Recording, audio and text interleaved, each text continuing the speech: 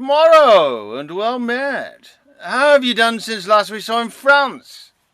Helpful. An untimely ague stayed me prisoner in my chamber when those sons of glory, those two lights of men, met in the Vale of Andron. I saw them salute on horseback. And all the whole time I was in my chamber's prisoner. And you lost the view of earthly glory. The two kings, equal in luster, were now best, now worst, as presence did present them. Who did guide? I mean, who set the body and the limbs of this great sport together, as you guess? The Right Reverend Cardinal Wolsey of York. Oh, the devil speed him. No man's pie is freed from his ambitious finger. Like it, your grace, the state takes notice of the private difference betwixt you and the cardinal. You know his nature, that he's revengeful, and I know his sword hath a sharp edge. Bosom up my counsel, you'll find it wholesome. Oh, where comes that rock that I advise your shunning? This butcher's cur is venom-mouthed, and I read in's looks matter against me, and his eye reviled me as his abject object. He's gone to the king. I'll follow him and outstare him. Stay, my lord, and let your reason with your caller question what 'tis you go about.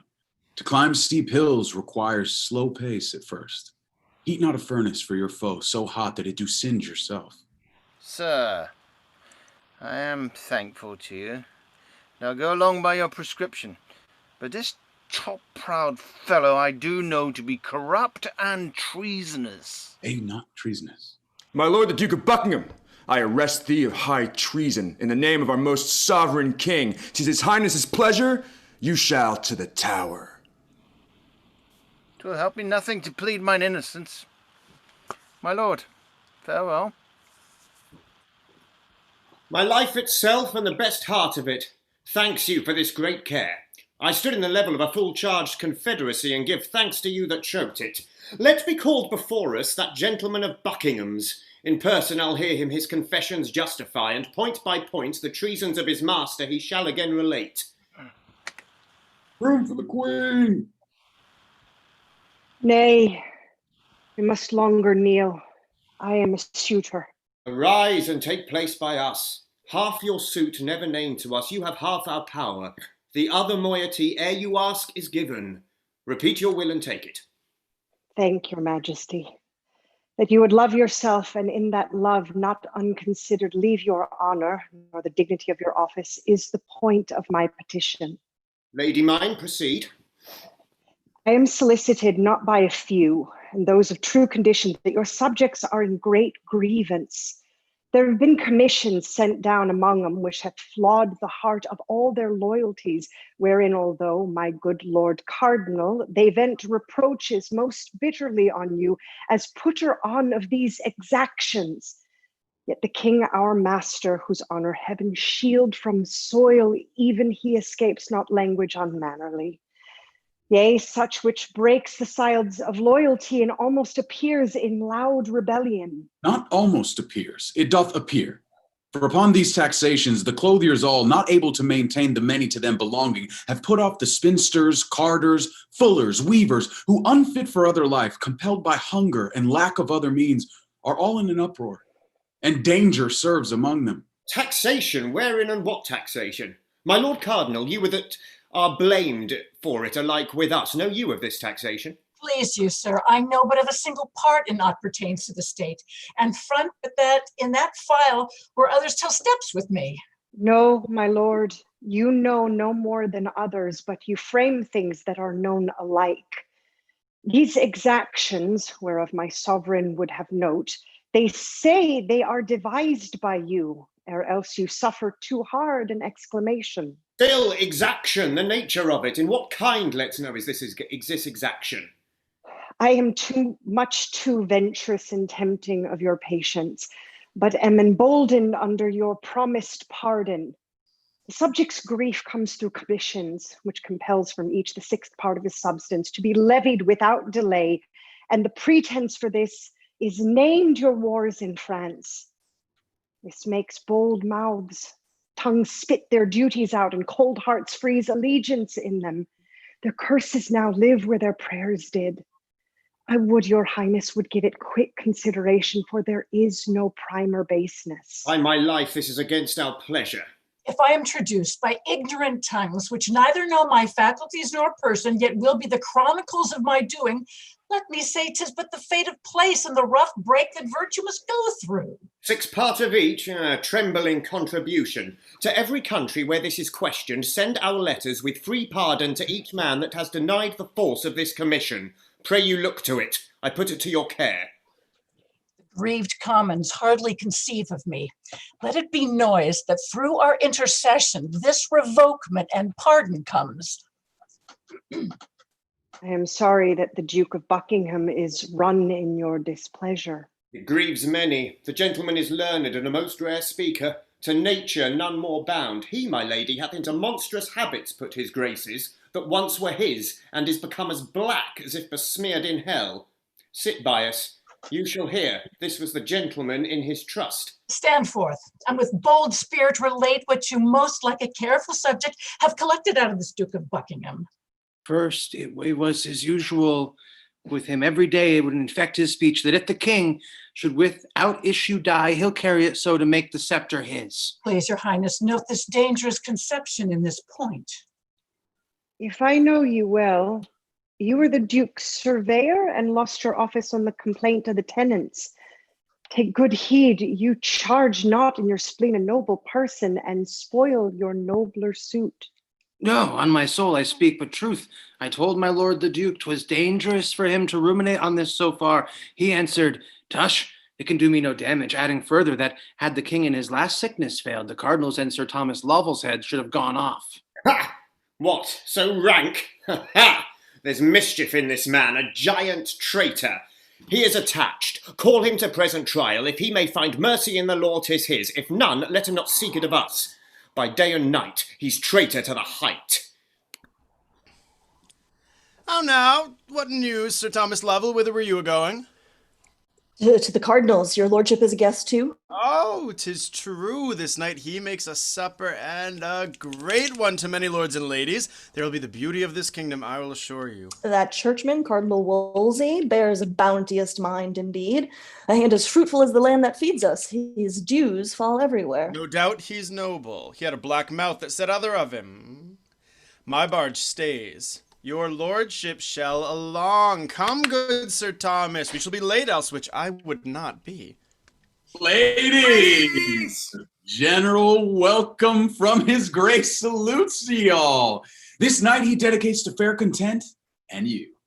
None here, he hopes, in all this noble bevy has brought with her one care abroad. He would have all as merry as first good company, good wine, good welcome can make good people. Oh, my lord, you're tardy. Sir Thomas Lovell had the cardinal but half my lay thoughts in him. Some of these should find a running banquet ere they rested. I think would better please them. By my life, they are a sweet society of fair ones. Oh, that your lordship were but now confessor to one or two of these. I would I were. They should find easy penance. Faith, how easy. As easy as a down bed would afford it. Sweet ladies, will it please you sit? Sir Harry, place you that side. I'll take charge of this. His grace is entering. Nay, you must not freeze. 2 women placed together makes cold weather. My lord Sands, you are one will keep him waking. Pray you sit between these ladies. By my faith, and thank your lordship. By your leave, sweet ladies. If I chance to talk a little wild, forgive me. I had it from my father. Was he master? Oh, very mad, exceeding mad, in love too. But he would bite none, just as I do now. He would kiss you 20 with a breath. Welcome, my fair guests. That noble lady or gentleman that is not freely merry is not my friend. This to confirm my welcome. Ladies, you are not merry. Gentlemen, whose fault is that? The red wine first must rise in their fair cheeks, my lord. Then we shall have 'em talk us to silence. You're a merry gamester, my Lord Sandys. Yes, if I make my play. Here's to your ladyship, and pledge it, madam, for 'tis such a thing. You cannot show me. Ha! How now? What is't? A noble troop of strangers, for so they seem, they have left their barge and landed, and hither make as great ambassadors from foreign princes. Good Lord Chamberlain, go give them welcome. You can speak the French tongue. And pray, receive them nobly and conduct them into our presence where this heaven of beauty shall shine at full upon them. Oh, and once more I shower a welcome on you. Welcome all.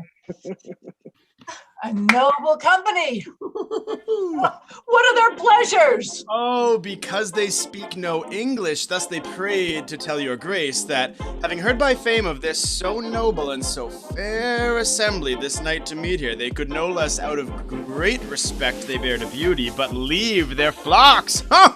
And under your fair conduct crave leave to view these ladies and entreat an hour of revels with them. Hey, Lord Chamberlain, they have done my poor house grace, for which I pay him 1,000 thanks and pray him take their pleasures. The fairest hand I ever touched. Oh, beauty, till now I never knew thee. My lord, Oh, your grace. pray, tell him thus much from me. There should be one amongst them by his person more worthy this place than myself. But if I knew him, with my love and duty, I would surrender it. I will, my lord. And what they say? Oh, such a one they all confess there is indeed, which they would have your grace find out, and he will take it. Let me see then.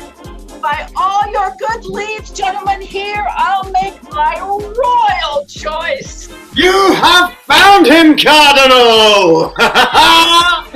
Oh, you hold a fair assembly. You do well, Lord.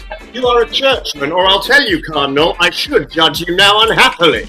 I'm glad your grace has grown so pleasant. My Lord Chamberlain, prithee, come hither.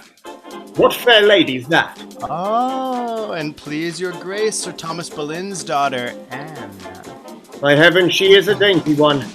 Sweetheart, I were unmannerly to take you out and not to kiss you. A health, gentlemen! Let it go round. Sir Thomas Level, is the banquet ready in the privy chamber? Yes, my lord. Your grace, I fear with dancing is a little heated. Oh, I fear too much. There's fresher air, my lord, in the next chamber. Lead your ladies, every one. Sweet partner, I must not yet forsake you. Let's be merry. Good my Lord Cardinal, I have half a dozen healths to drink to these fair ladies, and a measure to lead them once again. And then let's dream who's best in favour. Let the music knock it!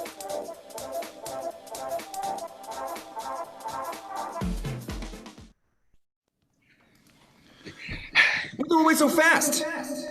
Oh, God save you. Even to the hall to hear what shall become of the great Duke of Buckingham. I'll save you that labor, sir. All's now done. Were you there? Oh, yes, indeed was I.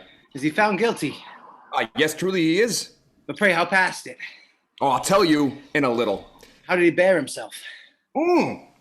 Spoken choler, ill and hasty. I do not think he fears death. Oh, sure he does not. Certainly, the cardinal is the end of this. That is likely. The trick of the Very state likely. That trick of state was a deep envious one. Yeah, this is noted, and generally, whoever the king favors, the cardinal instantly will find employment, and far enough from court, too. All the commons hate him perniciously, and on my conscience wish him 10 fathom deep. Go ho! Stay there, sir. And see a noble ruined man you speak of. But stand close and behold him. All good people, I have this day received a traitor's judgment. But those that sought it I could wish more Christians.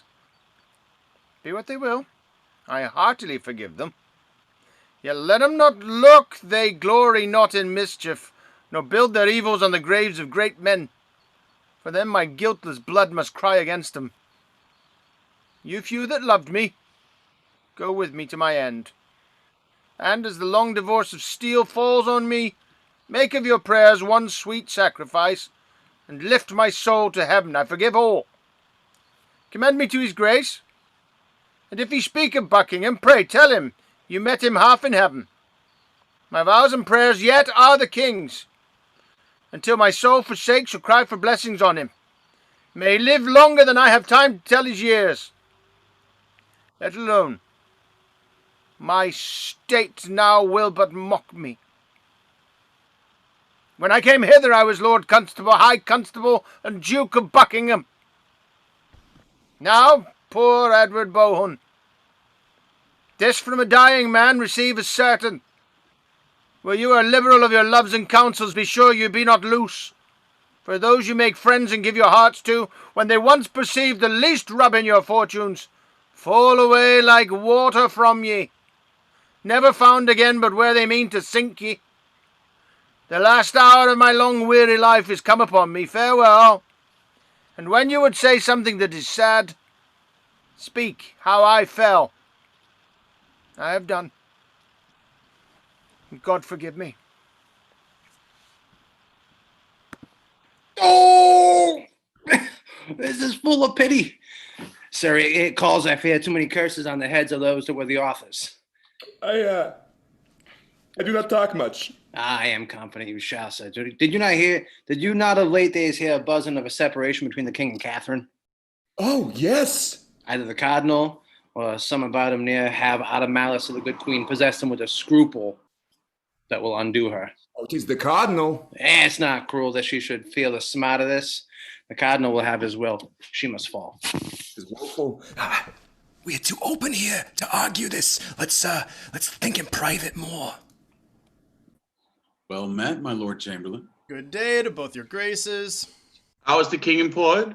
Oh, I left him in private, full of sad thoughts and troubles. What's the cause? Oh, it seems the marriage with his brother's wife has crept too near his conscience. No, his conscience has crept too near another lady. 'Tis so.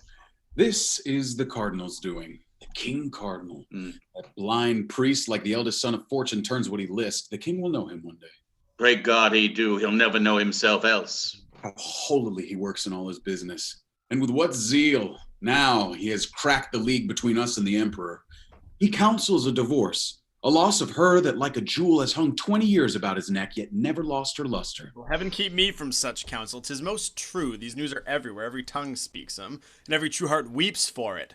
All that dare look into these affairs see this main end, the French king's sister, Anne.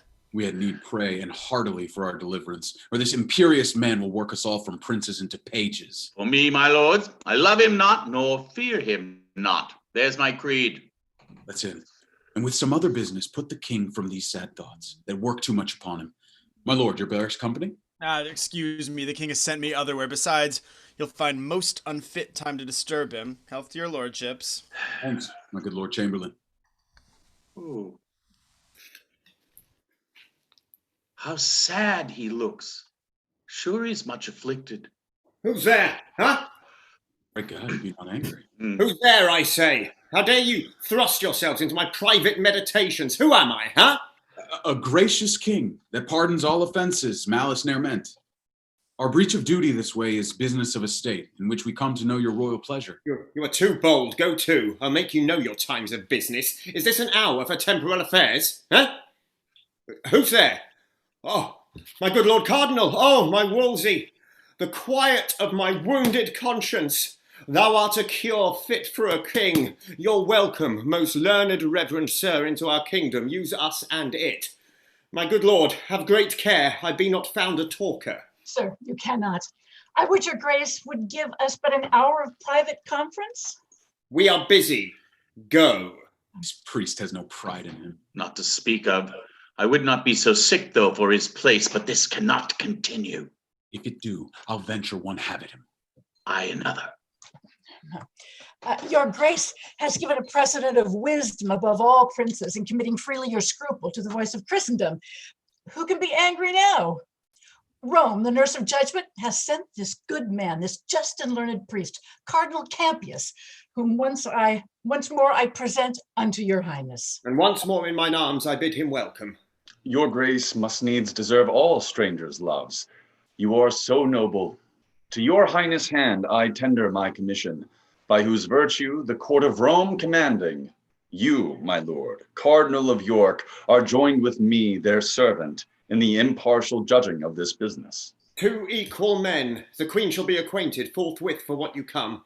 Oh, my lord, would it not grieve an able man to leave so sweet a bedfellow, but conscience, conscience. Oh, 'tis a tender place, and I must leave her. Not for that, neither. Here is the pang that pinches. His Highness, having lived so long with her, and she's so good a lady that no tongue could ever pronounce the sonnet of her, after this process to give her the avant, it is a pity will move a monster. Verily, I swear, 'tis better to be lowly born and range with humble livers in content than to be perked up in a glittering grief and wear a golden sorrow. Our content is our best having. By my troth and maidenhead, I would not be a queen. Beshrew me, I would, and venture maidenhead for it. And so would you for all this spice of your hypocrisy. You that have so fair parts of woman on you have too a woman's heart, which ever yet affected eminence, wealth, sovereignty, which to say sooth are blessings, when which gifts, save in your mincing the capacity of your soft-shevered conscience would receive, if you might please to stretch it. Nay, good troth. Yes, troth and troth. You would not be a queen? No, not for all the riches under heaven. Oh, what think you of a duchess? Have you limbs to bear that load of title? No, in truth. Then you are weakly made, too weak ever to get a boy. How you do talk! I swear again, I would not be a queen for all the world.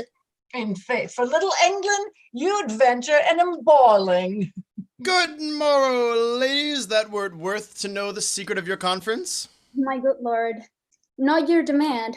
It values not your asking, or mistress' sorrows we are pitying. Oh, it was a gentle business, and becoming the action of good women, there is hope all will be well. Now I pray God, amen. You bear a gentle mind, and heavenly blessings follow such creatures. The king's majesty commends his good opinion of you, and does purpose honor to you no less flowing than Marchioness of Pembroke. To which title £1,000 a year annual support out of his grace he adds. I do not know what kind of my obedience I should tender. More than my all is nothing. Beseech your lordship, vouchsafe to speak my thanks and my obedience, as from a blushing handmaid to his highness, whose health and royalty I pray for. Lady, I shall not fail to approve the fair conceit the king hath of you. All to the king, and say I spoke with you. My honored lord. Why, this is it. See, I have been begging 16 years in court, am yet a courtier beggarly, nor could come pass betwixt too early and too late for any suit of pounds. And you, oh fate, a very fresh fish here. Fie upon this compelled fortune. Have your mouth filled up before you open it. It's strange to me. How taste it? Is it bitter? 40 pence? No. There was a lady once, 'tis an old story, that would not be a queen, that would she not for all the mud in Egypt. Have you heard it? You're pleasant. With your theme, I could o'ermount the lark. The Marchioness of Pembroke. £1,000 a year for pure respect? No other obligation? By my life, that promises more thousands. Honor's train is longer than his foreskirt. By this time, I know your back will bear a duchess. Say, are you not stronger than you were? Good lady, make yourself mirth with your particular fancy and leave me out on it. Would I had not been if this salute my blood a jot. It fains me to think what follows.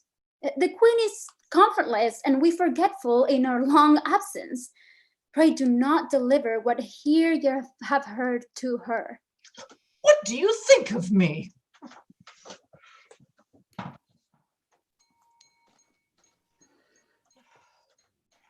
Whilst our commission from Rome is read, let silence be commanded. What's the need? It hath already publicly been read. You may then spare that time. Be it so. Sir, I desire you do me right and justice, and to bestow your pity on me, for I am a most poor woman and a stranger born out of your dominions, having here no judge indifferent, nor no more assurance of equal friendship and proceeding.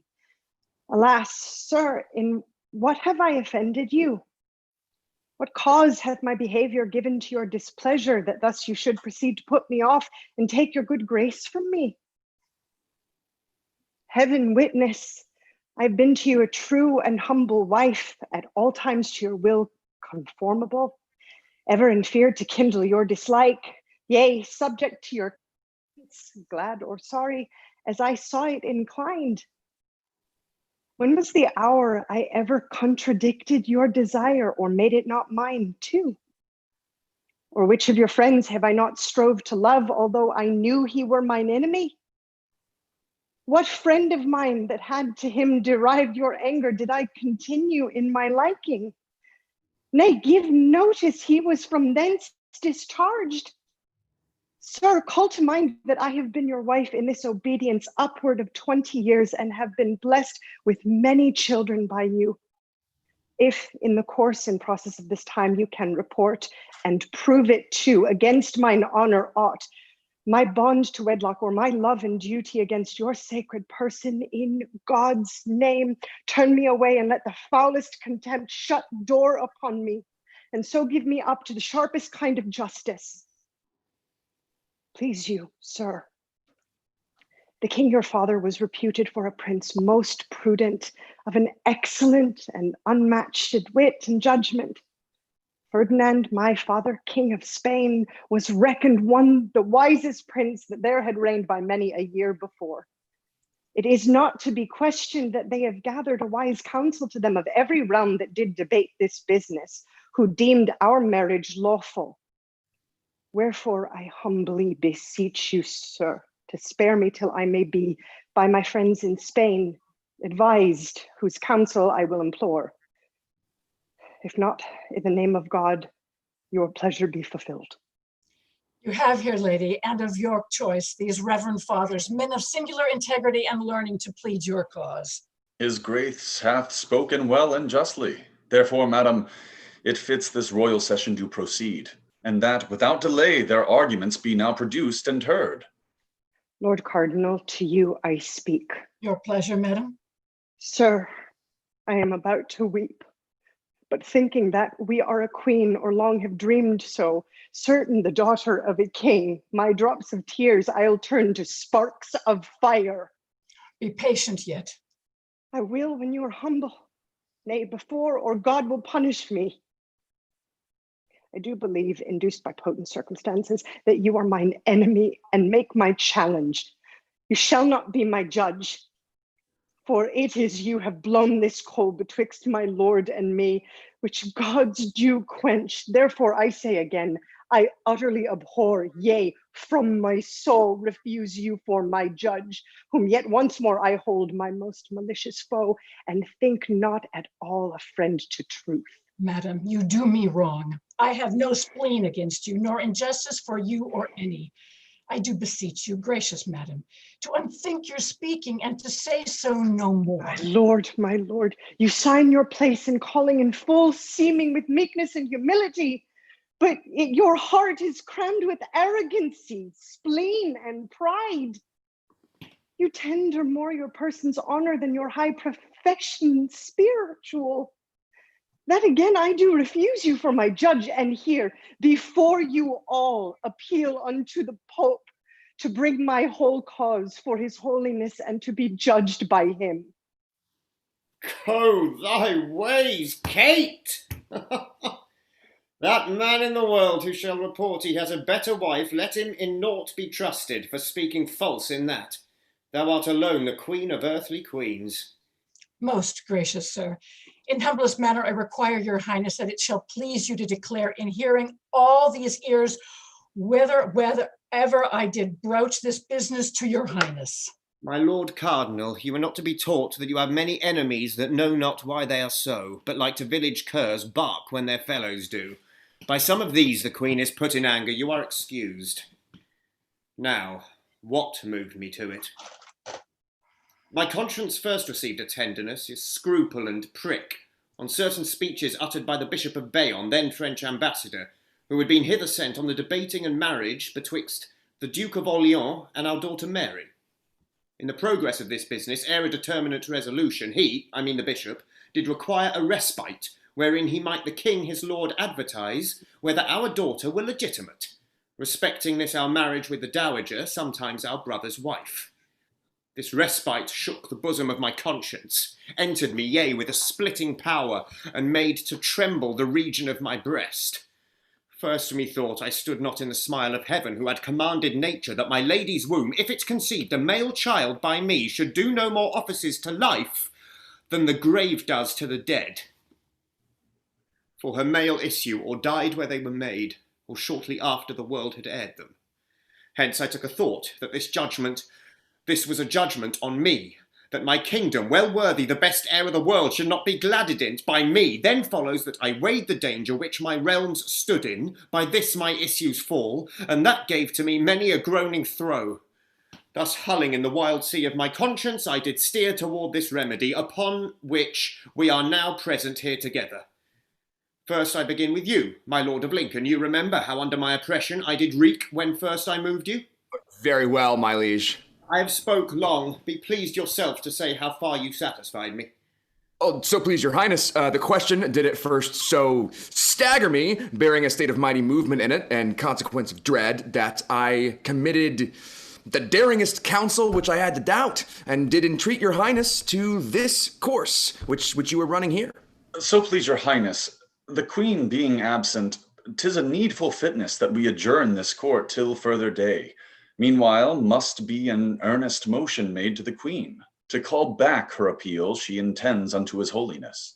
I may perceive these cardinals trifle with me. I abhor these dilatory sloth and tricks of Rome. Break up the court, I say, set on.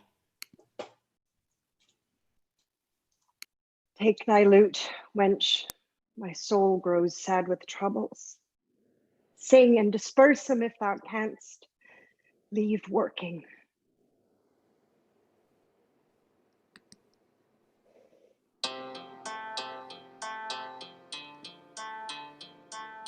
Orpheus with his lute made a trees, and the mountain top that breeze all themselves when he did see everything that heard him play.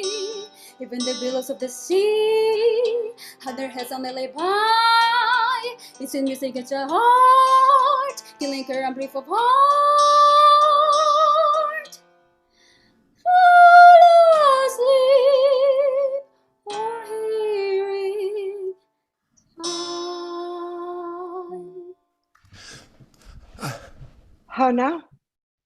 And please, your grace, the two cardinals wait in the presence. Would they speak with me? They willed me say so, madam. Pray their graces to come near. What can be their business? I do not like their coming. Now I think on't, they should be good men, their affairs is righteous. But all hoods make not monks. Peace to your highness.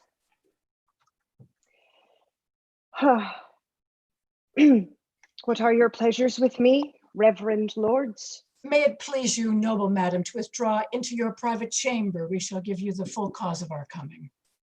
Speak it here. There's nothing I have done yet on my conscience deserves a corner. Would all other women could speak this with as free a soul as I do.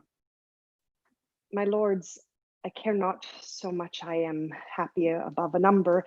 If my actions were tried by every tongue, every eye saw him, envy and base opinion set against him, I know my life so even. If your business seek me out, that way I am wife in. Out with it boldly, truth loves open dealing. Tanta est erga tementis integritas regina serenissima. Oh, good my lord, no Latin. I am not such a truant since my coming as not to know the language I have lived in. A strange tongue makes my cause more strange, suspicious. Pray speak in English. Here are some will thank you if you speak truth for their poor mistress's sake. Believe me, she has had much wrong. Lord Cardinal, the willingest sin I ever yet committed may be absolved in English. Noble lady, I am sorry my integrity should breed so deep suspicion where all faith was meant. We come not by the way of accusation to betray to sorrow, but to know how you stand minded in the weighty difference between the king and you, and to deliver like free and honest men our just opinions and comforts to your cause. Most honored madam, my lord of York out of his noble nature offers, as I do, in a sign of peace, his service and his counsel. To betray me. Madam, you wrong the king's love with these fears. Your hopes and friends are infinite. In England, but little for my profit. Can you think, lords, that any Englishman dare give me counsel? Or be a known friend against his highness's pleasure, though he be grown so desperate to be honest, and leave a subject? Nay, forsooth, my friends, they that must weigh out my afflictions, they that my trust must grow to, live not here. They are, as all my other comforts, far hence in mine own country, lords. I would your grace would leave your griefs and take my counsel. How, sir? Put your main cause into the king's protection. He's loving and most gracious.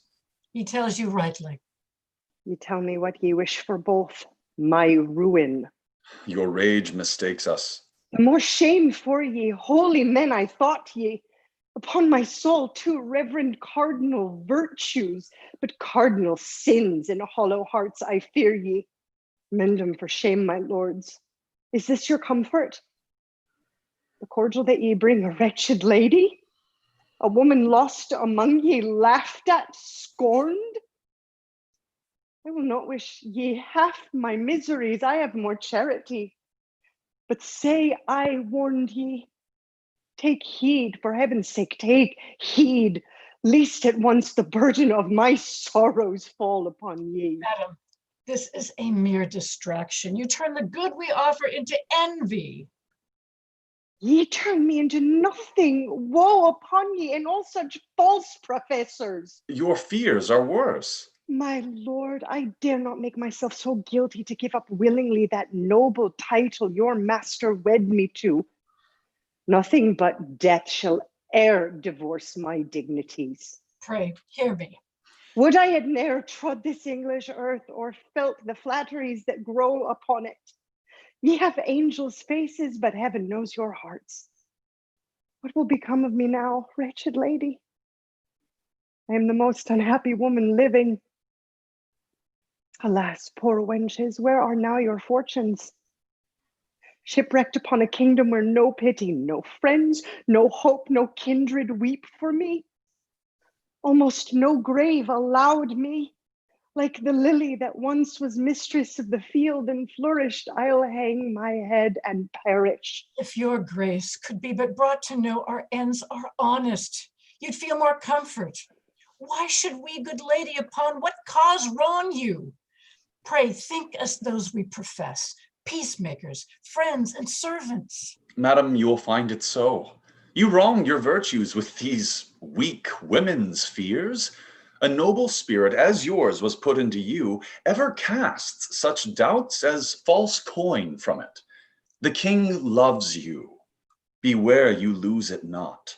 For us, if you please to trust in us your business, we are ready to use our utmost studies in your service. Do what ye will, my lords, and pray forgive me. If I have used myself unmannerly, you know I am a woman lacking wit to make a seemly answer to such persons. Pray do my service to his majesty. He has my heart yet and shall have my prayers while I shall have my life. Come, reverend fathers, bestow your counsels on me. She now begs that little thought when she set footing here. She should have bought her dignities so dear. If you will now unite in your complaints and force them with a constancy, the cardinal cannot stand under them. Which of the peers have uncontemned gone by him, or at least strangely neglected? You cannot bar his access to the king, never attempt anything on him, for he hath a witchcraft over the king and his tongue. Believe it, this is true. In the divorce, his contrary proceedings are all unfolded, wherein he appears as I would wish mine enemy. How came his practices to light? The cardinal's letters to the Pope miscarried and came to the eye of the king, wherein was read how that cardinal did entreat his holiness to stay the judgment of the divorce. For if it did take place, I do, quoth he, perceive my king is tangled in affection to a creature of the queen's Lady Anne Boleyn. Has the king this? Believe it. Will this work? The king already hath married the fair lady. The order is given for her coronation. She is a gallant creature, complete in mind and feature. But will the king digest this letter of the cardinals? The Lord forbid. Mary, amen. His second marriage shall be published, and her coronation. Catherine no more shall be called queen. This same Cranmer's a worthy fellow, and obtained much pain in the king's business. He has, and we shall see him for it an archbishop. So I hear. 'Tis so. The cardinal. Observe, he's moody. The packet, Cromwell, gave to the king? His own hand in his bedchamber. Looked he at the inside of the paper? He did unseal them, and the first he viewed, he did with a serious mind. You he bade attend him here this morning. Is he ready to come abroad? I think by this he is. Leave me a while. It shall be to the Duchess of Alençon, the French king's sister. He shall marry her. Anne Boleyn? No, I'll know Anne Boleyn's for him. There's more in it than fair visage. Boleyn? No, we'll know Boleyn's. Discontented. Maybe he hears the king doth whet his anger to him.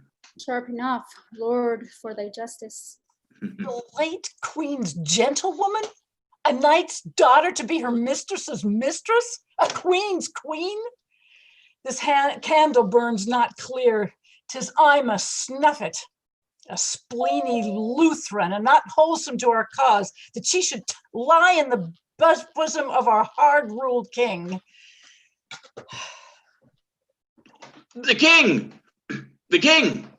What piles of wealth hath he accumulated to his own portion? And what expense by the hour seems to flow from him? Now, my lords, saw you the cardinal? My lord, we have stood here observing him. Some strange commotion is in his brain. He bites his lip and starts, springs out into fast gait, then stops again, his eye against the moon. In most strange postures we have seen him set on himself. It may well be there is a mutiny in his mind. This morning, papers of state he sent me to peruse as I required. And what I found? Forsooth, an inventory, thus importing the several parcels of his treasure, which I find at such proud rate that it outspeaks possession of a subject. It's heaven's will. Some spirit put this paper in the packet to bless your eye withal. I am afraid his thinkings are below the moon, not worth his serious considering. Heaven forgive me. Ever God bless your highness. Good, my lord, you are full of heavenly stuff and bear the inventory of your best graces in your mind, the which you are now running o'er. Sir, for holy offices, I have a time to think upon the part of business which I bear in the state.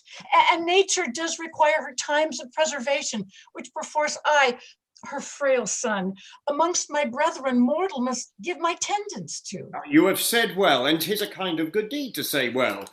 And yet words are no deeds. Since I had my office, I have kept you next my heart. Have I not made you the prime man of state? I pray you, tell me.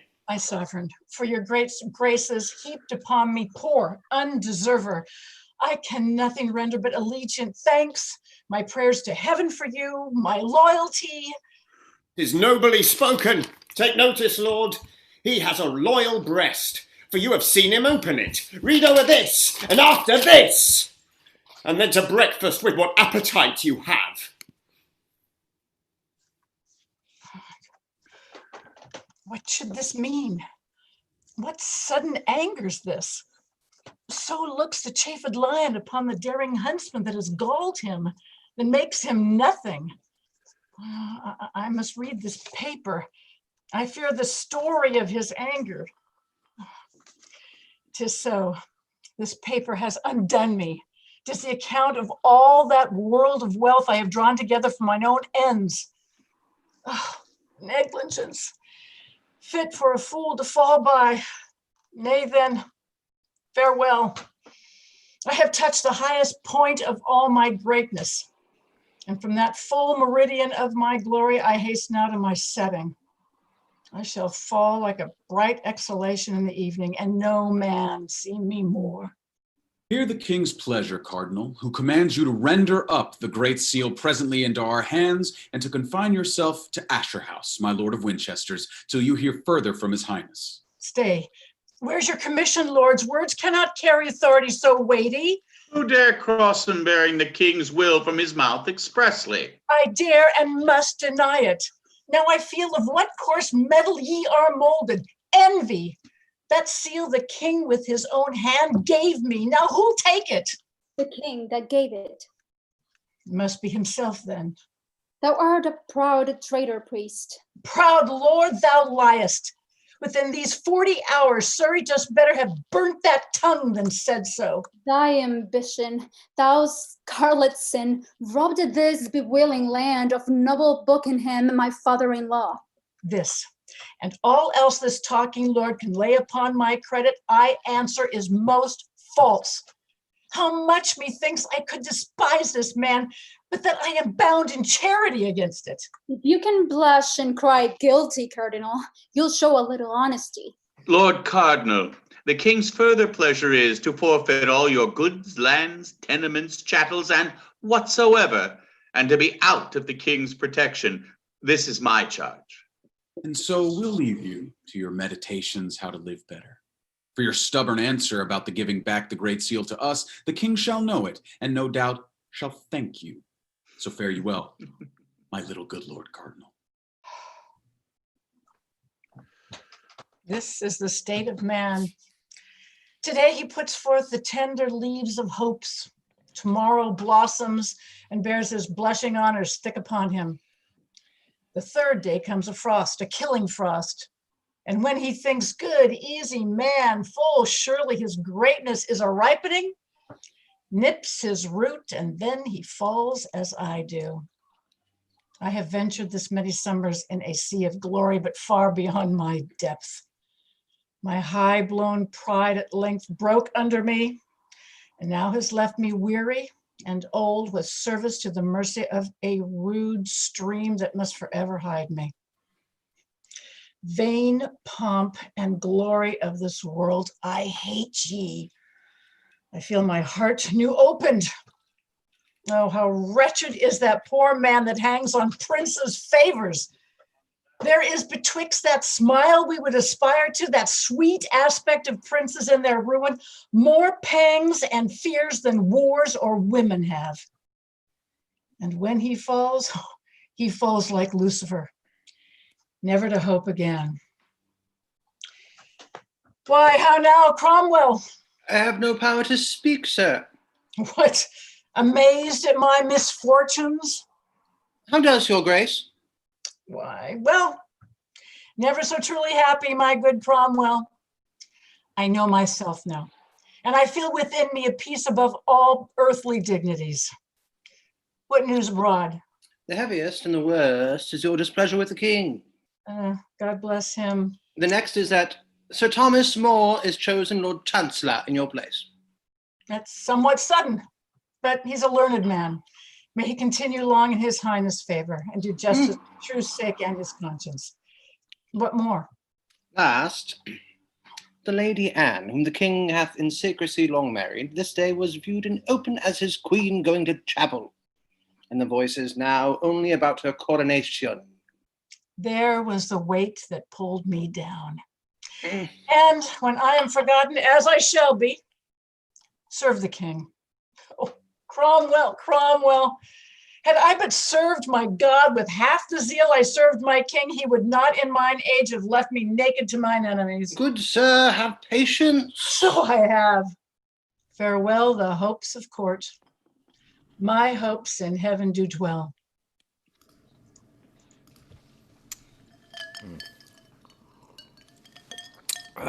Oh, you're well met once again. So are you.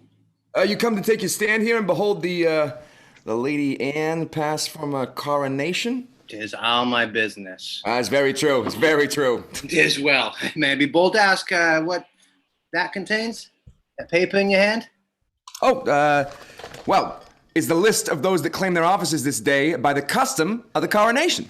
What's become of Catherine, the Princess Dowager? How goes her business? Oh, that I can tell you too. She was divorced, and the late marriage made of none effect, since when she was removed to Kimbleton, where she remains now sick. Ah, alas, good lady.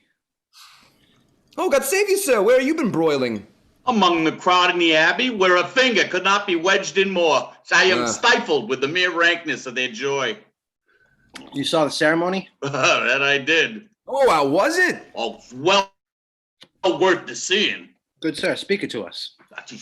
Believe me, sir, she is the goodliest woman that ever lay by man, which, when the people have the full view of, such a noise arose as the shrouds make at sea in a stiff tempest, as loud and to as many tunes. Hats, cloaks, doublets, I think. And had their faces been loose this day, they'd have been lost. Such joy I never saw before. What followed? At length, her grace rose, and with modest paces came to the altar, where she kneeled, and saint-like cast her fair eyes to heaven, and prayed devoutly, then rose again, bowed her to the people. The choir sung Te Deum. So she parted, and with the same full state paced back again to York Place, where the feast is held.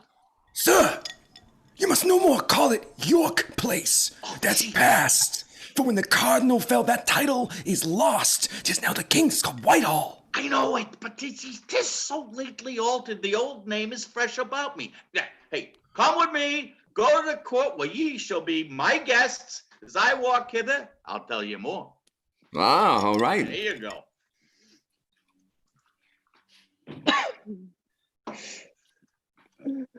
How does your grace? Oh, Griffin, sick to death. Dost thou not tell me, Griffith, as thou ledst me, that the great child of honor, Cardinal Wolsey, was dead? Yes, madam. Prithee, good Griffith, tell me how he died. Well, the voice goes, madam, for after the stout Erse Northumberland arrested him at York and brought him forward as a man sorely tainted. To his answer, he fell sick suddenly and grew so ill he could not sit his mule. So may he rest, his faults lie gently on him. Men's evils manners live in brass, their virtues we write in water. After my death, I wish no other herald, no other speaker of my living actions to keep mine honor from corruption, but such an honest chronicler as Griffith. Oh, my most hated living, thou hast made me with thy religious truth and modesty, now in his ashes. Honor, peace be with him. Patience, be near me still, and set me lower. I have not long to trouble thee, good Griffith. Oh, cause the musicians play me that sad note I named my knell, whilst I sit meditating on that celestial harmony I go to.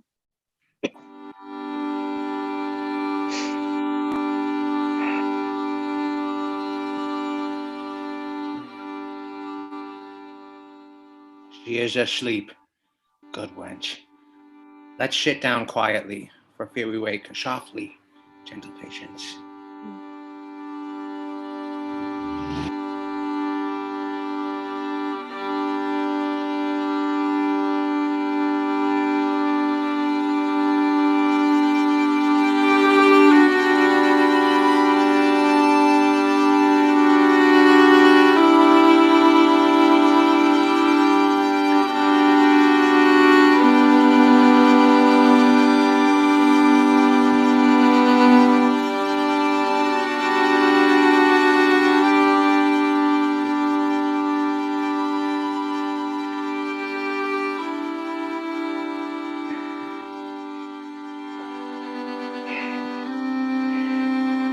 Spirits of peace.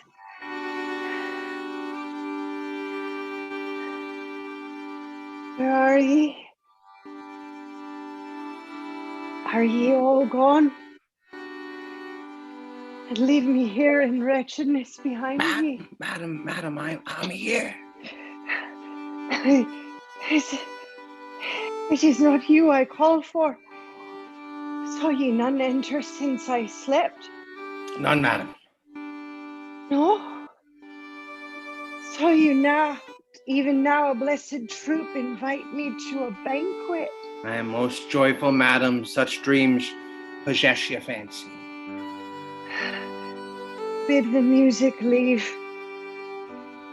They are harsh and heavy to me. You note how much her grace is altered on the sudden? She is going, wench. Pray. Heaven comfort her. Good hour of night, Sir Thomas.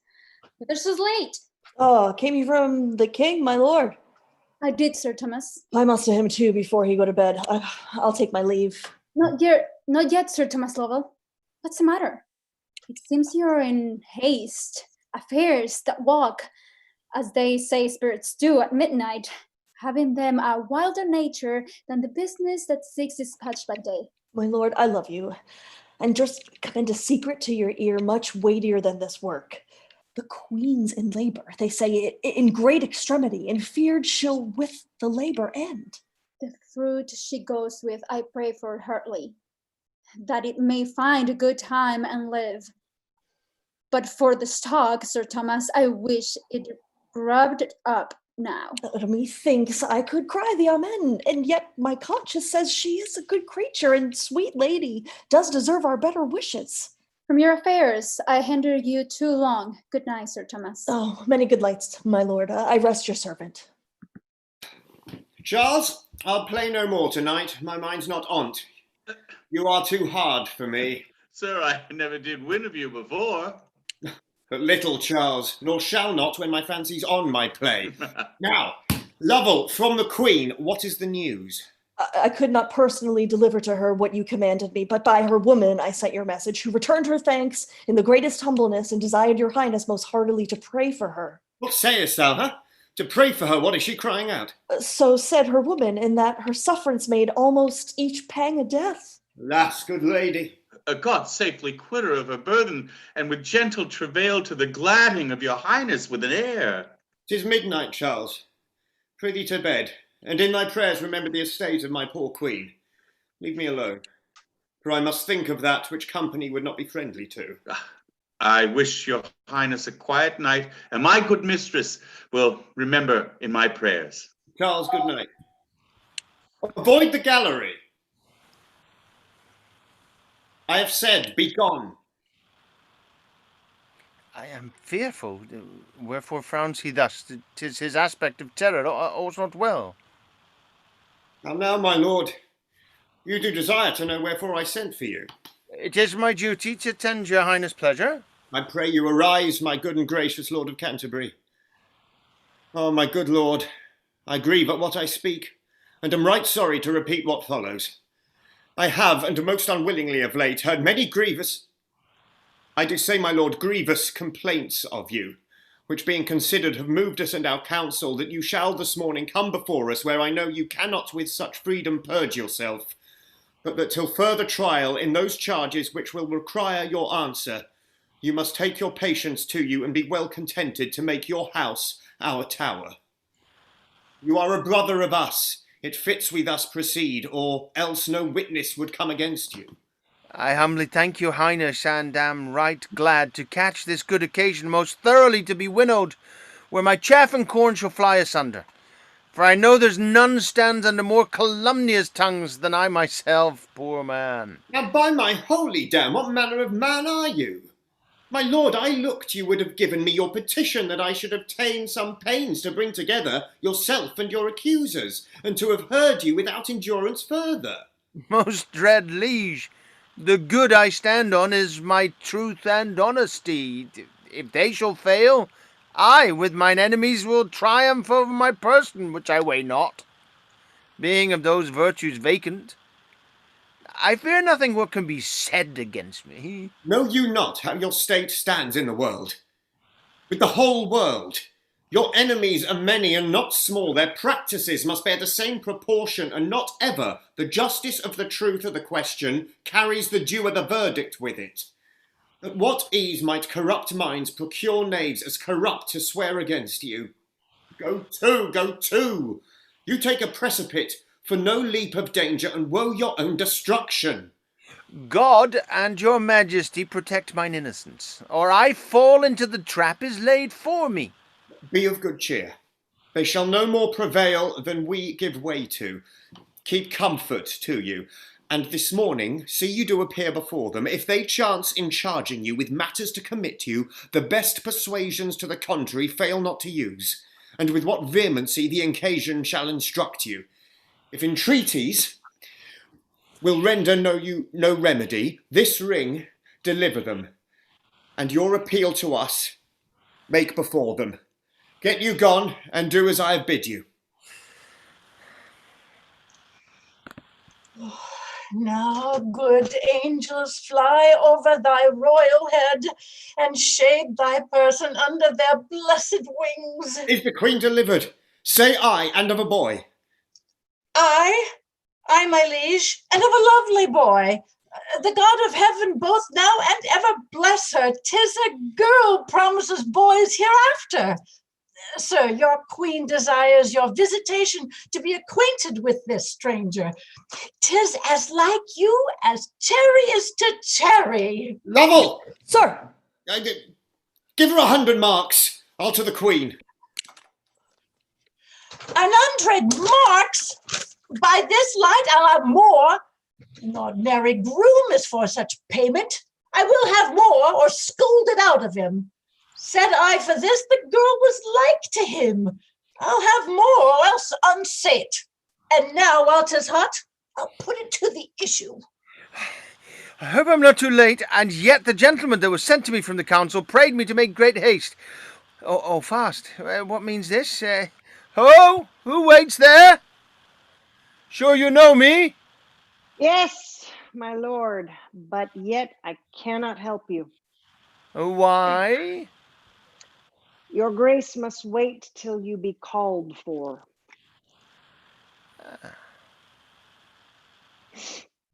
This is a piece of malice. I'm glad I came this way so happily. The king shall understand it presently. 'Tis but the king's physician. As he passed along, how earnestly he cast his eyes upon me. Pray heaven he sound not my disgrace. For certain this is a purpose laid by some that hate me. God turn their hearts, I never sought their malice, to quench mine honour. They would shame to make me wait else at door, fellow counsellor among boys, grooms, and lackeys. But their pleasures must be fulfilled, and I attend with patience. I'll show your grace the strangest sight. What's that, But? I think your highness saw this many a day. Oh, dear me, where is it? There, my lord, the high promotion of his grace of Canterbury, who holds his state at door amongst pursuivants, pages, and footboys. Ha! 'Tis he indeed. Is this the honour they do one another? By Holy Mary, Butts, there's knavery. Let him alone and draw the curtain close. We shall hear more anon. Speak to the business. Speak to the business, Master Secretary. Why are we met in council? Please, your honours, the chief cause concerns his grace of Canterbury. Has he had knowledge of it? Yes. Who waits there? Without my noble lords. Yes. My lord Archbishop, and has done half an hour to know your pleasures. Let him come in. Your grace may enter now. My good Lord Archbishop, I'm very sorry to sit here at this present and behold that chair stand empty. But we are all men in our own natures frail and capable of our flesh. Few are angels, out of which frailty and want of wisdom you that best should teach us have misdemeaned yourself, and not a little. Toward the king first, than his laws in filling the whole realm by your teaching and your chaplains. Which reformation must be sudden to you, my noble lords, for those that tame wild horses place them not in their hands to make them gentle, but stop their mouths with stubborn bits and spur 'em till they obey the manage. If we suffer out of our easiness and childish pity to one man's honor this contagious sickness, farewell all physic. And what follows then? Commotions, uproars, with a general taint of the whole state. My good lords, hitherto, in all the progress both of my life and office, I have laboured, and with no little study, that my teaching in the strong course of my authority might go one way, and safely. And the end was ever to do well. Nor is there living a man that more detests, more stirs against, both in his private conscience and his place, defaces of a public peace than I do. Pray heaven the king may never find a heart with less allegiance in it. I do beseech your lordships, that in this case of justice my accusers, be what they will, may stand forth face to face and freely urge against me. Nay, my lord, that cannot be. You are a counsellor, and by that virtue no man dare accuse you. My lord, because we have business of more moment, we will be short with you. 'Tis his highness' pleasure and our consent for better trial of you. From hence you be committed to the Tower. Ah, my good Lord of Winchester, I thank you. You are always my good friend. If your will pass, I shall both find your lordship judge and juror. You are so merciful. I see your end, 'tis my undoing. Love and meekness, Lord, become a churchman better than ambition. My lord, you are a secretary. That's the plain truth. Your painted glass discovers to men that understand you words and weakness. My lord of Winchester, you're a little, by your good favour, too sharp. Men so noble have a faulty, yet should find respect for what they have been. It is a cruelty to load a falling man.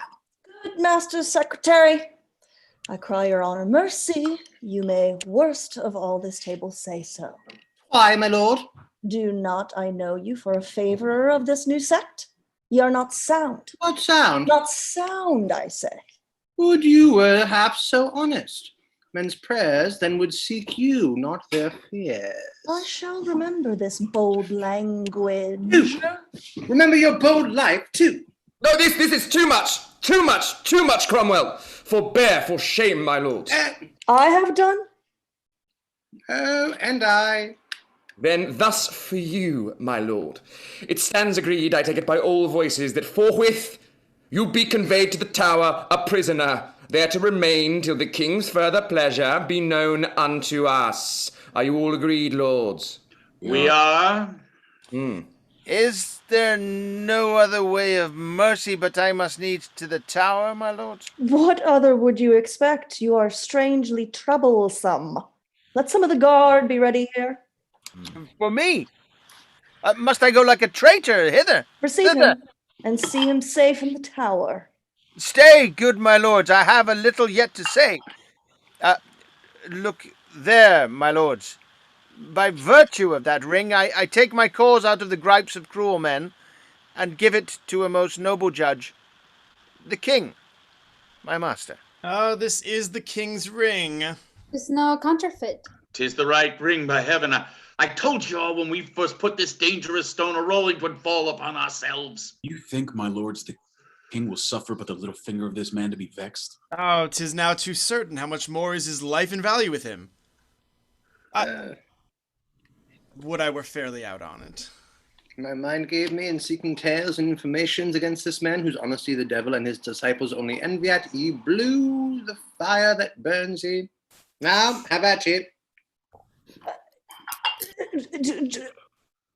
Dread sovereign, how much we are bound to heaven in daily thanks that gave us such a prince, not only good and wise, but most religious. You were ever good at sudden commendations, Bishop of Winchester. But no, I come not to hear such flattery now. Cranmer, sit down. Now let me see the proudest he that dares most but wag his finger at thee. By all that's holy he had better starve than but once think his place becomes thee not.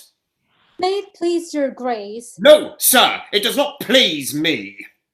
Was it discretion, lords, to let this man, this good fellow, few of you deserve that title, this honest man, wait like a lousy footboy at chamber door?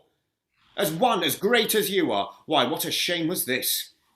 Did my commission bid ye so far forget yourselves? I gave ye power as he was a counsellor to try him, not as a groom. There's some of ye, I see, more out of malice than integrity, would try him to the utmost, had ye mean. Thus far, my most dread sovereign, may it like your grace to let my tongue excuse all. What was purposed concerning his imprisonment was rather, if there be faith in men, meant for his trial, and a fair purgation to the world than for malice. I'm sure in me. Well, my lords, respect him. Take him and use him well. He's worthy of it. I'll say this much for him. If a prince may be beholding to a subject, I am for his love and service so to him. Make me no more ado, but all embrace him. Be friends for shame, my lords. My lord of Canterbury, I have a suit which you must not deny me. That is a fair young maid that yet wants baptism. You must be her godfather, and answer for her. The greatest monarch now alive may glory in such an honour. How may I deserve it that I am a poor and humble subject to you? Come, my lord, you'd spare your spoons. Once more, my lord of Winchester, I charge you, embrace and love this man. With a true heart and brother love, I do it. And let heaven witness how dear I hold this confirmation. Good man, those joyful tears show thy true heart. Come, lords, we trifle time away. I long to have this young one made a Christian. As I have made ye one, lords, one remain. So I grow stronger, you more honour gain. Heaven, from thy endless goodness, send prosperous life, long and ever happy to the high and mighty Princess of England, Elizabeth. And to your royal grace and the good queen, my noble partners and myself, thus pray.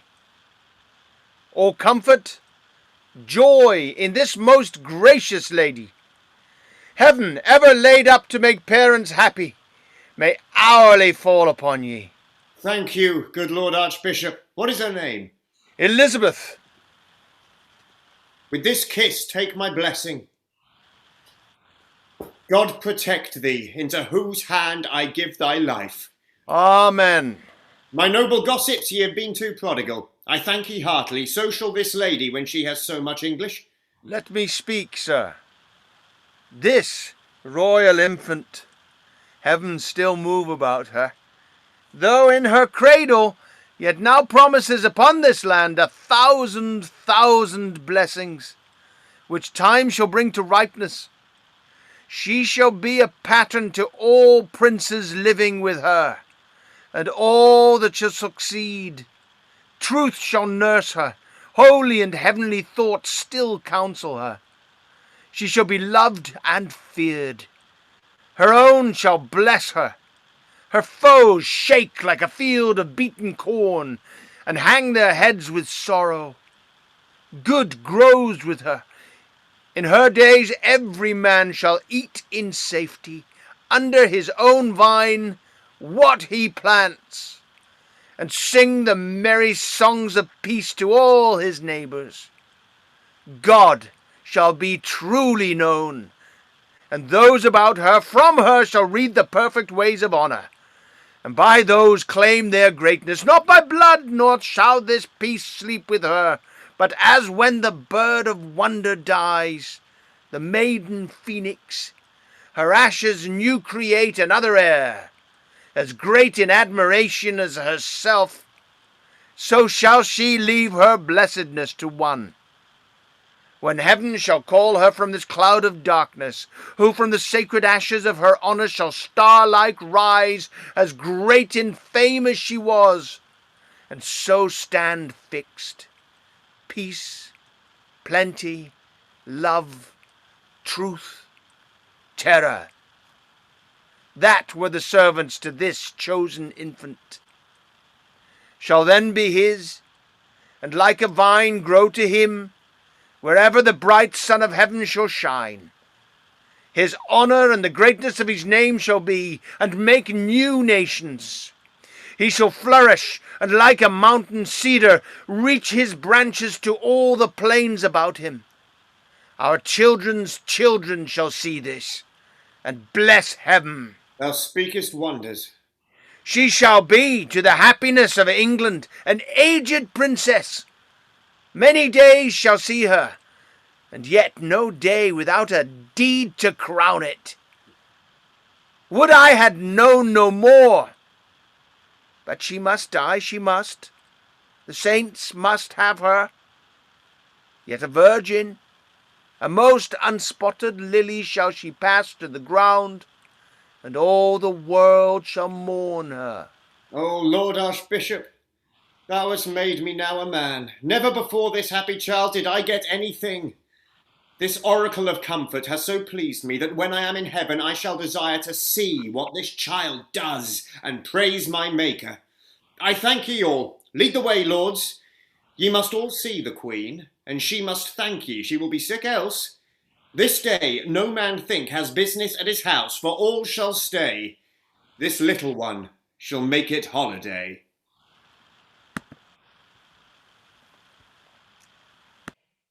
"'Tis 10 to 1, this play can never please all that are here. Some come to take their ease, and sleep an act or two, but those we fear, we have frighted with our trumpets, so 'tis clear. They'll say 'tis not, others to hear the city abused extremely, and to cry, that's witty, which we have not done neither that. I fear all the expected good we're like to hear for this play at this time is only in the merciful construction of good women. For such a one we showed 'em, if they smile, and say 'twill do, I know within a while. All the best men are ours, for 'tis ill hap if they hold when their ladies bid 'em clap.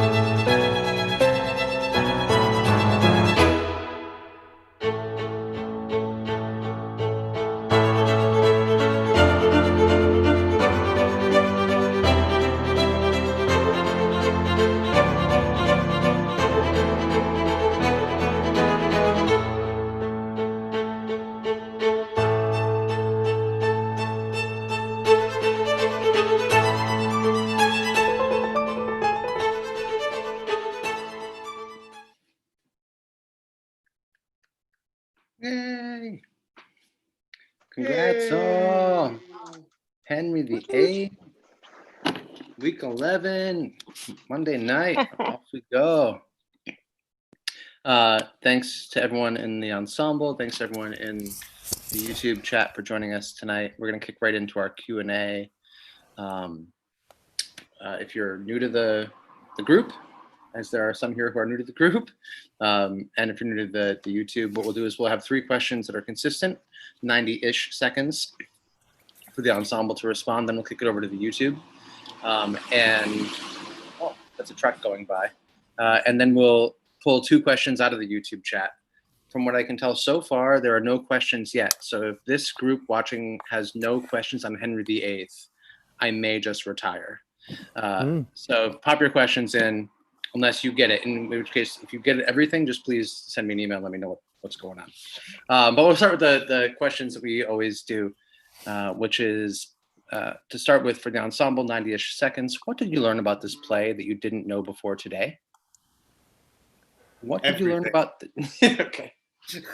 Off you go. Yeah. Just the fact, I mean, I knew it existed. That was about as far as I'd got. I think I may have attempted to read it once, but yeah, just the whole, it's just such an odd episodic play.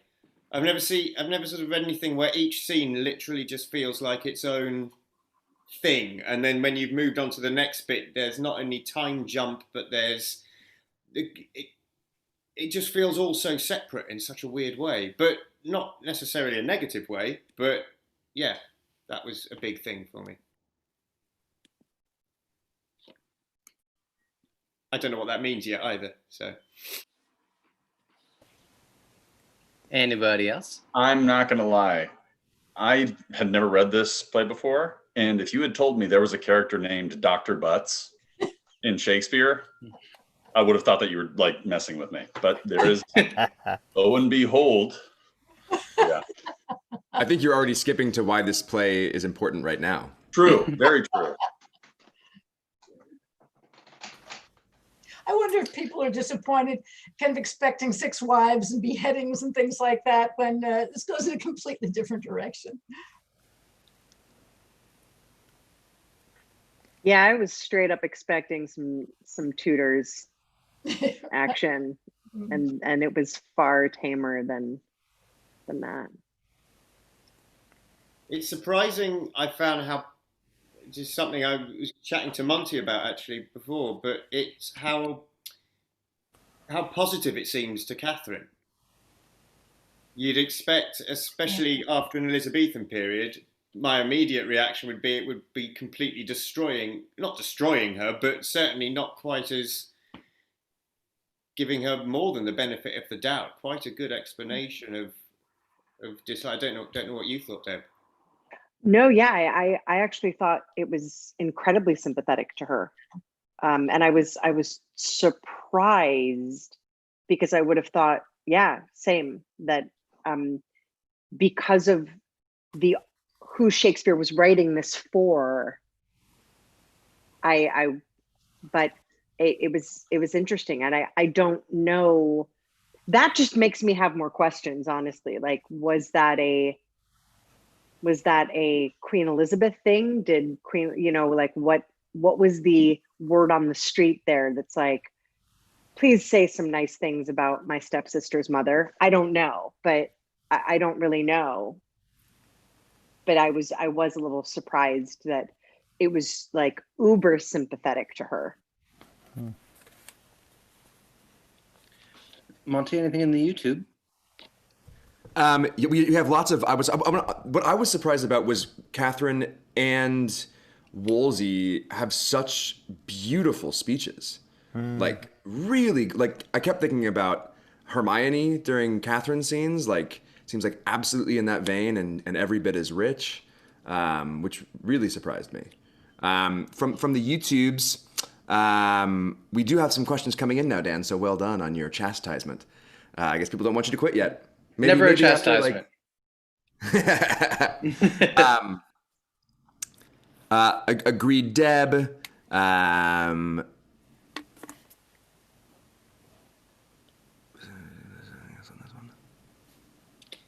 Yeah, lots of questions. That's all we got on that one. And a lot of people being surprised. Cool. So then we'll just quickly move along to question number 2 for the ensemble.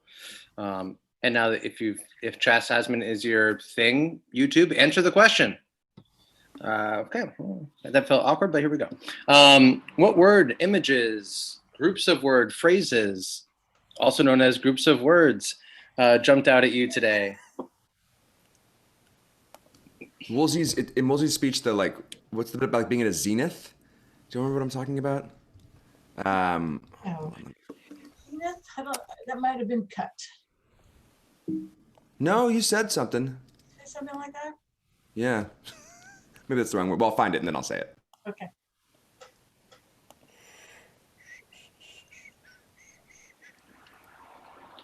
I had a similar. Oh yeah, here we go. No, I can't. Same thing, that I can't remember the exact words, because it was one of Catherine's speeches. But when she's in the court talking about being judged essentially by the people who are accusing her, they're also the people judging her, and that sense of almost hopelessness in a legal situation where the people you're fighting are also the people who are going to be deciding whether you should be fighting them or not. It was not Zenith. I'm sorry. It's at the end of, I think, one of the soliloquies, I have touched the highest point of all my greatness, and from that full meridian of my glory, I haste now to my setting. I shall fall like a bright exhalation in the evening, and no man see me more. I thought that was just like shocking. Images, I'm going to go with little baby Elizabeth. Oh my gosh. Little baby Elizabeth's stealing the show, as she should. And phrasing while that was happening, the out of context somewhat, but our children's children shall see this. Really touched me today. Phoebe did a fabulous job, Joel. She's wonderful. Thanks, fam. She worked real hard. She was a little stressed, but she trusted. It didn't show. Trusted the It ensemble. didn't show at all. The verse provided. I really love those final moments because it's such a hopeful ending, and kind of no matter what has gone down, I think sometimes there are these final speeches that feel a little hollow when it's like, oh well, everything's working out, isn't it? And then you're like, really? And people are kind of like declaring peace or whatever else in like the middle of a battlefield or somewhere where it's kind of dubious, and yet something about the presence of this child really seems to ground everything that's actually being said. And you're like, oh, maybe these people really do have belief that there is something great coming, and that we'll look back on good deeds and be grateful for what she became. So it's for all of the weirdness of this play, it ends on this with this really, really beautiful resonance. I don't know if this is still words or images, or if I'm skipping ahead to why is this play relevant now, but I was looking over the speech where Catherine's talking to the two cardinals, and it really popped out to me, the upon my soul, two reverend cardinal virtues, but cardinal sins and hollow hearts I fear ye. And then now I'm wondering, like, is that, where did we get cardinal sins from? Was it, but that's, I don't know, that made pop. Something that popped out listening, it's a quick little line, but when Henry, after Catherine has a beautiful spell of speeches, and Henry says, "Go thy ways, Kate. That man in the world who shall report he has a better wife, let him not be trusted for speaking false in that." I was like, are we in Taming of the Shrew?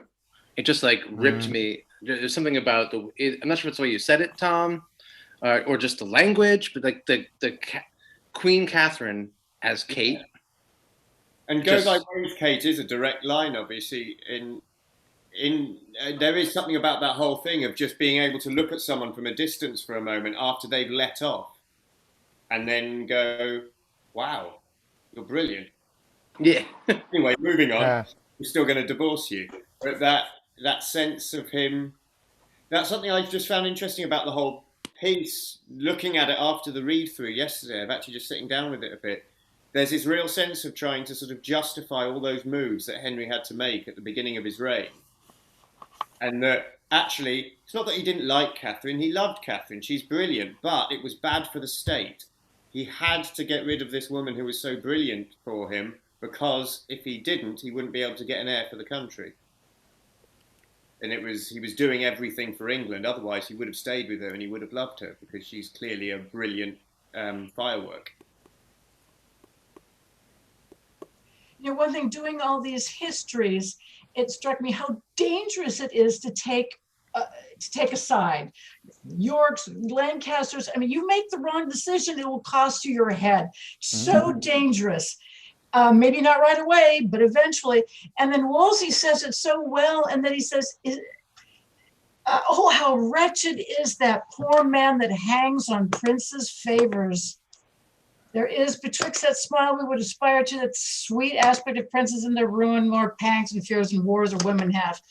It's just like he summed up that whole thing that, that everybody went through in all the histories. Yeah, I thought that it was also with the three gentlemen also saying like, shh, don't call it York Place, or shh, don't say that, and like they were already saying, just down on that level, it's like how dangerous it was. So and these would have all been characters that people would have known. I mean, these would be, they're not that long gone, right? I mean, this story would have been known to the, because it's kind of like, what kind of play is this? It's, I really like the Thousand Blessings, which kind of reminded me of Richard, the landlord of England speech. There's Blessed Isle, there's etc. etc. Yep.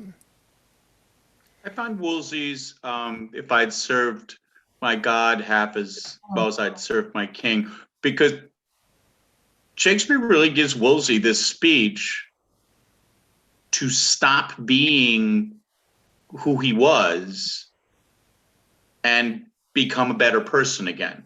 To sit there and go, and it's like, as the whole exhalation thing, it's like, I was there, I did this, and it's pretty much my fault. Yeah. Because Wolsey is viewed, I believe, in English history as he's not a good guy. And I just thought that whole speech of, as opposed to blaming everybody in the world but himself, which a lot of people do, he was like, oops, he found the letter that I'm a thief. And yeah. It was total redemption. He didn't try and defend himself. He just, wow. Yeah. Yeah. I think we maybe just add our 90 seconds as an ensemble, maybe just a tad beyond. So I'm going to kick it to Monty on the YouTube, and lots of stuff on the YouTube. My drops of tears all turn to sparks of fire. Probably a few people feeling this right now, says Simon Boland. Chris Rockwood has spare your spoons. Yeah. Another good love one. that line. Yeah. Right? Two women together bring cold weather.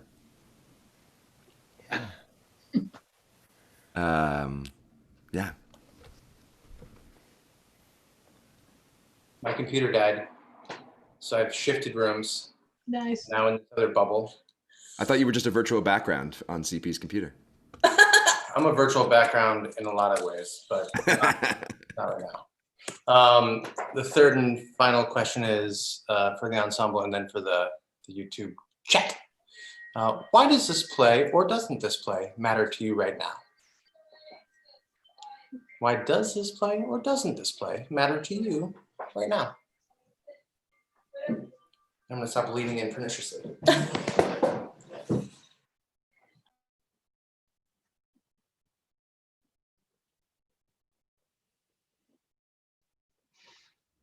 I genuinely have no idea. Yeah, I get nothing. I'm going to say that as an actual straight comment because I think maybe there's something in that of just not being able to tell at the minute.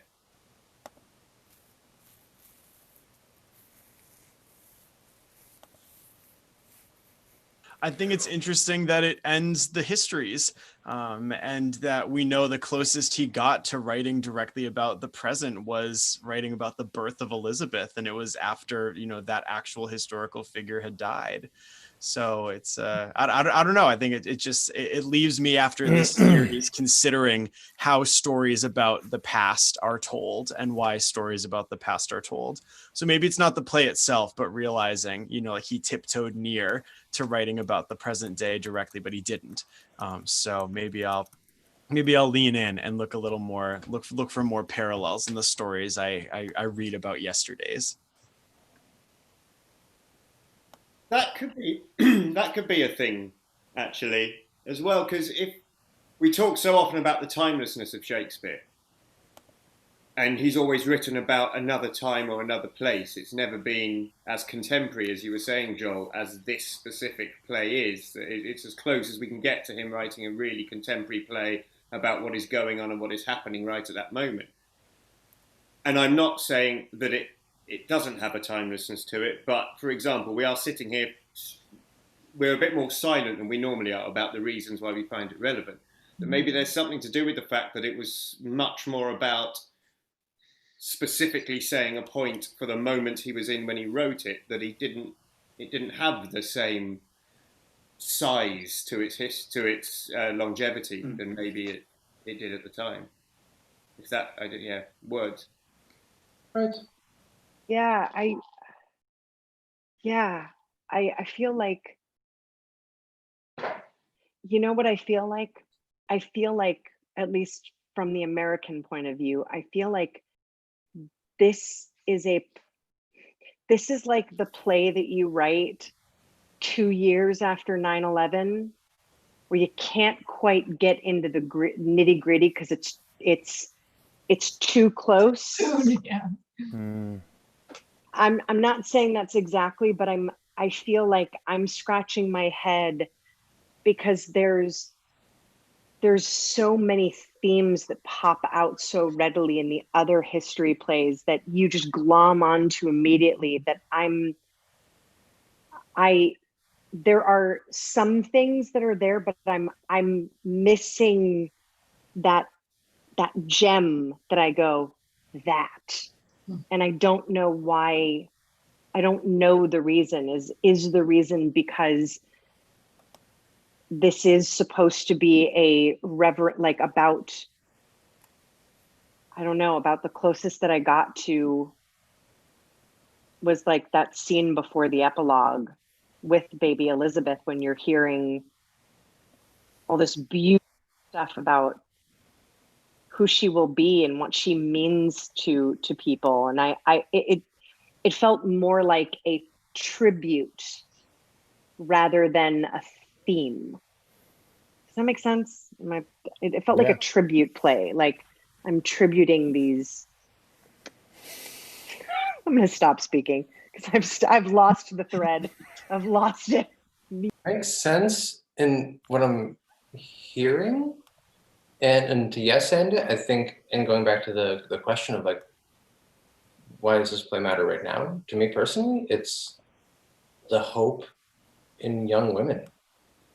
The play ends with, this is our future. And there's a whole bunch of, for lack of a better word, bullshit for 4 acts. And then it's like, but this, like, protect it, save whatever this is, do what we need to do for her. And that really, like, if I was working on this play right now, I'd lean in heavy on that in 2020. Much better answer, Dan. Not a competition, but that just is a picking up what you're saying. No, but I agree. I agree. From the YouTube, we have some of the thoughts. One, it matters to me today because I finally got to see it. So that's a very objective and true answer. Thank you.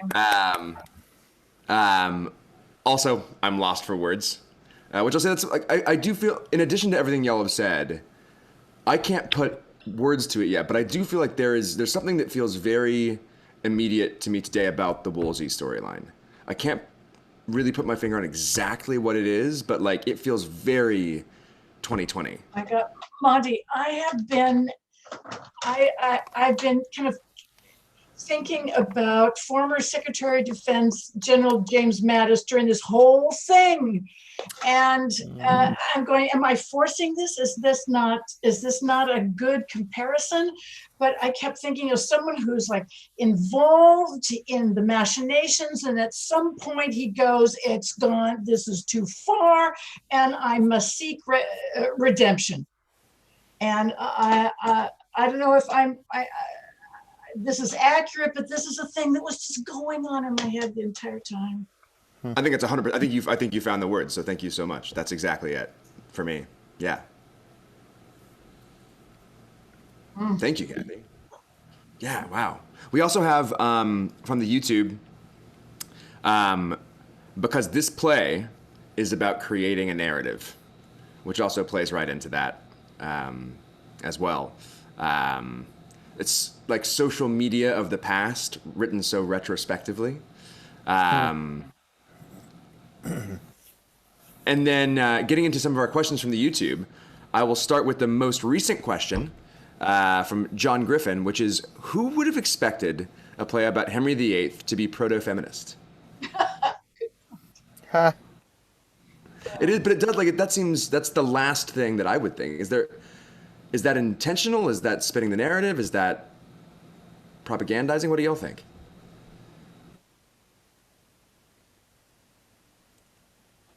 I think it's propagandizing about Henry. I mean, this is a guy who ended up as a syphilitic madman at the end of his life. He was a genius in his early, when as a young man. If I recall correctly, he's called the defender of the faith, but the original person that did that was the Pope, because he wrote a rebuttal to Luther when he was a young king.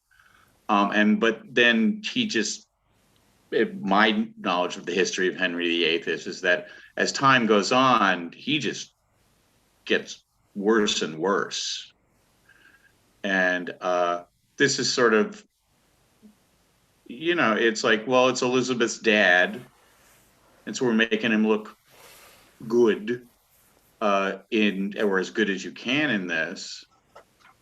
Because this play is, it's not about the real Henry VIII. It seems to me there's a lot of propaganda involved in this, both for him and for Wolsey.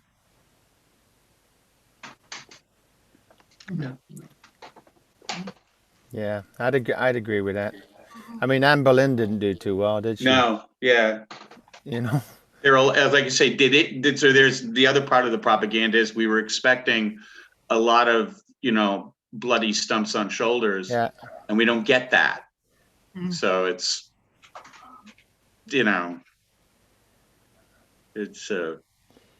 yeah, but it's nice that Elizabeth obviously left a mark. I mean, her reign was from like 58 until 1603. Oh yeah. So that was a big chunk of change right there, and she's not forgotten at all. I mean, it's 10 years since she died. And that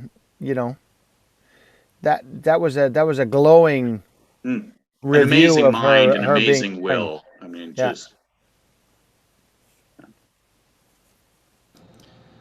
So kind of similar to that, we have, and some of y'all who are better about timelines, please help me with this one. We have a question. Did Queen Elizabeth like this play because Catherine comes across so sympathetic? I think she was dead already, right? She was dead. So, and for how long? Well, she died in 1603. And this is 13? This is 13, so probably, end of 12 he's writing this. Is there scholarship out there about why he wrote this play? There's speculation, but it's like this is an opportunity to write about Elizabeth.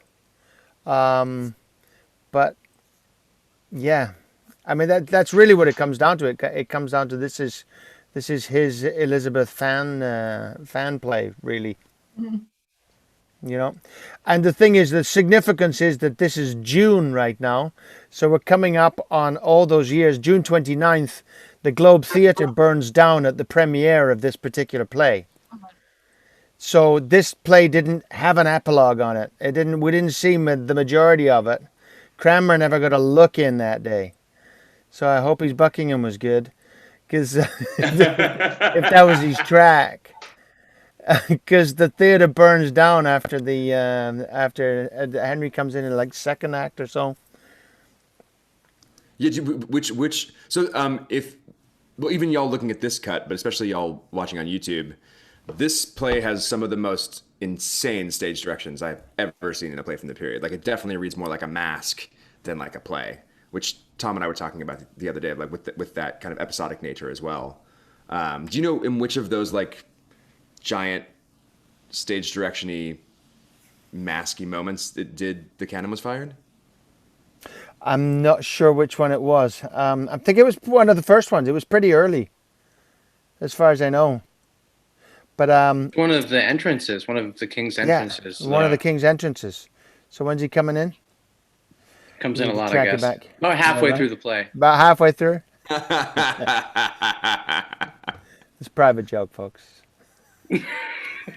Not anymore. Not anymore, no. That's right. Well, speaking about private, not anymore. I'm gonna pose a third question from the YouTube chat to sling over to CP to take us home, or not home, but to the company pub. Maybe we can start the conversation at the table with Chris Rockwood's question: why doesn't it get played more? So think about that yourselves, or join us as CP will tell you. Yeah, we're gonna head over to the company pub, which is a benefit for folks who support us on Patreon. And if you're interested in learning more about that, you could go to patreon.com/Shakespeare Happy Hour. Lots of different levels for you to make a gift to support the artists that you see here. And I'd say more importantly, we hope you'll consider making a gift to many, many, many of the urgent, critical needs and causes that are happening right now and asking for your support. So get involved and take some action. So company pub is the next step to keep talking. So thank you for being here. We will see you, today's Monday. I have to do this every time. We'll see you Wednesday for the last of the history plays, Midsummer Night's Dream. Here we go. You should write your own plays, Dan. You're funny.